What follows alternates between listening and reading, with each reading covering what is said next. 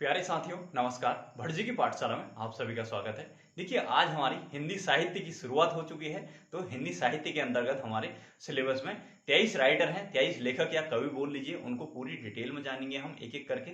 गद्य और पद्य दोनों मिलाकर हैं, तो उनमें से हम एक दिन गद्य और एक दिन पद्य लेकर चलेंगे और जल्दी से जल्दी ही उनको कंप्लीट कर लेंगे पूरी डिटेल के साथ। जैसा कि इससे पहले हमारे व्याकरण को पूरी डिटेल से हमने कंप्लीट किया है। जो भी साथी नए हैं तो प्लीज भट्ट जी की पाठशाला की प्लेलिस्ट में जाएं और वहां से अपने सारे कॉन्सेप्ट आप लोग क्लियर कर सकते हैं। तो चलिए देखते हैं, आज हमने कबीरदास जी से स्टार्ट किया है।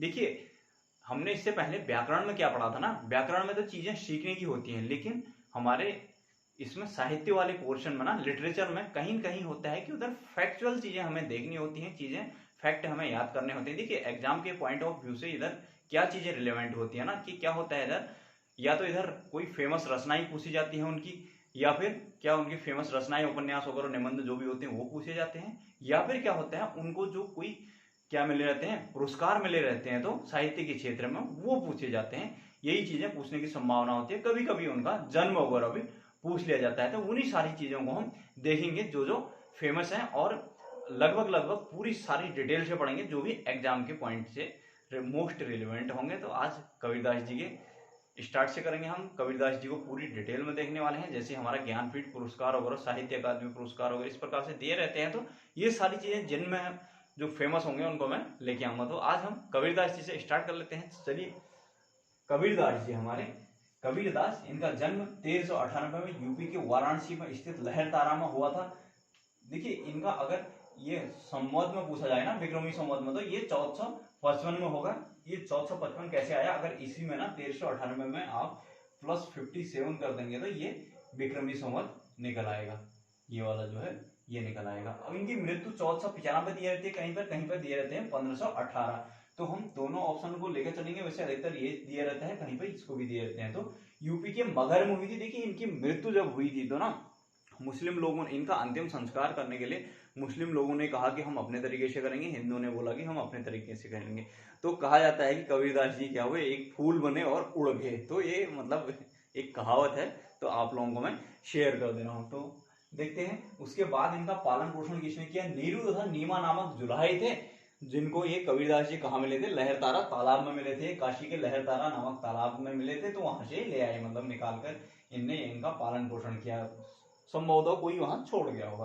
गुरु रामानंद थे इनके, गुरु रामानंद थे। पत्नी लोई थी। संतानें कमाल और कमाली थी, कमाल पुत्र थे उनके, कमाली पुत्री थी। रचनाएं, देखिए एग्जाम के पॉइंट ऑफ व्यू से क्या इंपॉर्टेंट है रचनाएं। जैसे इनकी रचनाएं क्या है, बीजक है, साकी सबत रमैनी इनका एक संकलन है, साकी सबत रमैनी का संकलन है, जिसको बोलते हैं बीजक। ये एग्जाम के पॉइंट ऑफ व्यू से इंपॉर्टेंट हो जाएगा। कबीर, ये जन्म वगैरह भी कभी कभी पूछ लिया जाता है, जैसे कि महादेवी वर्मा जी का एक बार जन्म पूछ लिया था। तो कबीर ग्रंथावली तथा अनुराग सागर नामक रचनाएं इनके शिष्यों द्वारा संकलित की गई। जैसे ये हमारी कबीर ग्रंथावली तथा अनुराग सागर को किसने संकलित किया था, तो वो कबीरदास जी के शिष्यों ने संकलित किया था, जो कि हमारे धर्मदास वगैरह आदि थे। तो कबीरदास जी की रचनाओं का संकलन 1464 AD में उनके शिष्य धर्मदास ने किया था। इसके बाद फिर एग्जाम के पॉइंट ऑफ व्यू से क्या रिलेवेंट बनता है कि कबीरदास जी की भाषा को किसने सदुक्कड़ी कहा था, किसने पंचमेल खिचड़ी कहा था, और किसने कबीरदास जी को वाणी का डिक्टेटर कहा था। तो ये मैंने फैक्ट लिखे हुए, ये क्वेश्चन में आ जाते हैं एग्जाम के पॉइंट ऑफ व्यू से इंपॉर्टेंट है। आचार्य रामचंद्र शुक्ल ने कबीरदास द्वारा प्रयोग की गई भाषा को सदुक्कड़ी भाषा कहा था, ये क्वेश्चन बन जाता है। श्याम सुंदर दास ने कबीरदास द्वारा प्रयोग की गई भाषा को पंचमेल खिचड़ी कहा है। और आचार्य हजारी प्रसाद द्विवेदी जी ने कबीरदास को वाणी का डिक्टेटर कहा हुआ है।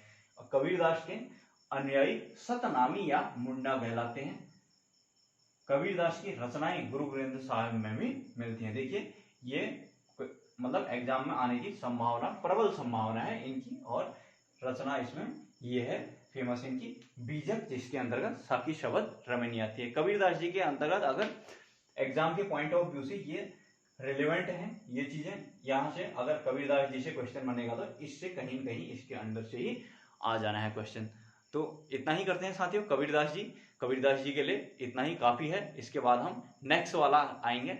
हमने आज पद्य का पार्ट देखा, फिर उसके बाद हम गद्य देखेंगे नेक्स्ट वाले में। जो भी साथी नए हैं तो भट्ट जी की पाठशाला की प्लेलिस्ट में जाएं, वहाँ उत्तराखंड भी है प्रॉपर, और करंट अफेयर आता है और चर्चित मुद्दे, हाल ही में चर्चित मुद्दे रहते हैं, तो उनको देखिए आप लोग प्रॉपर एक एक चीज़ को। हिंदी का व्याकरण कंप्लीट हो चुका है, वहाँ हिंदी व्याकरण को सीखिए वहाँ जाके। और हमारा लिटरेचर तो आज स्टार्ट हो ही गया है। तो चलिए साथियों, आज इतना ही करते हैं, तब तक के लिए बाय बाय।